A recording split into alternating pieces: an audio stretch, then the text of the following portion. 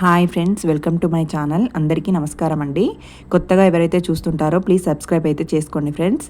ఈరోజు మా ఇందిరమ్మ ఇంటి అప్డేట్ ఏంటి అని అంటే, మేము బయటి వాష్రూమ్ పైన స్లాబ్ అయితే పోపించుకున్నాము.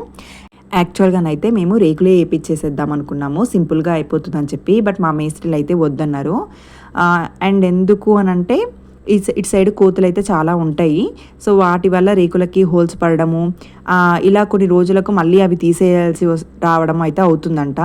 సో అదే చెప్పారు వాళ్ళు. మాకు కూడా అనిపించింది, నిజమే కదా, మా సైడ్ కూడా అట్లా చాలా మందే చేశారు. సో పనిలో పని స్లాబ్ వేయించుకుంటే అయిపోతుందని చెప్పేసి మేము ఇంకా దానికి రెడీ అయిపోయినాం అన్నట్టు.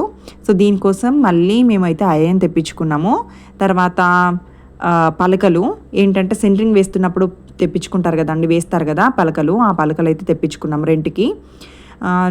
అండ్ మొలలు, సెంటరింగ్ మొలలు కూడా తెప్పించుకున్నాము.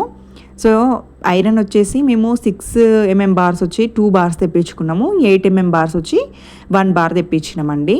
యాక్చువల్గా ప్రహారీ గోడ కోసం తెప్పించుకున్నాం కానీ అదంతా అయిపోయింది. అండ్ మేము కంకర అంతకుముందు హాఫ్ రోడ్ అయితే పోపించుకున్నామండి, అందులో సగభాగం మిగిలిపోయింది. సో ఎలాగో మెటీరియల్ అయితే ఉంది కదా అని చెప్పి మేమైతే ప్రొసీడ్ అయిపోయినాము. ఇదంతా ప్రాసెస్ వీలే చేసుకున్నారండి, అంటే బయట పర్సన్ ఎవరిని తీసుకురాలేదు.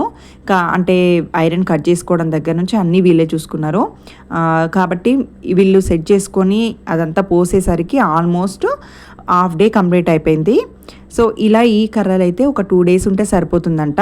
ఆ తర్వాత ఈ కర్రలను, ఆ పరకలని తీసేసేయచ్చు. ఆ తర్వాత ఈ బయటి వాష్రూమ్కి సంబంధించినటువంటి ఎలక్ట్రిక్ పైపులు కానీ, తర్వాత ప్లంబింగ్ పైపులకు కానీ మనం గాలలు కొట్టించేసుకొని రెడీ చేసేసుకోవచ్చు అండి. ఇది మా ఇందిరమ్మ ఇంటి అప్డేట్ అండి. Thanks for watching. సబ్స్క్రైబ్ చేసుకోవడం మాత్రం మర్చిపోకండి ఫర్ మోర్ అప్డేట్స్. బాయ్.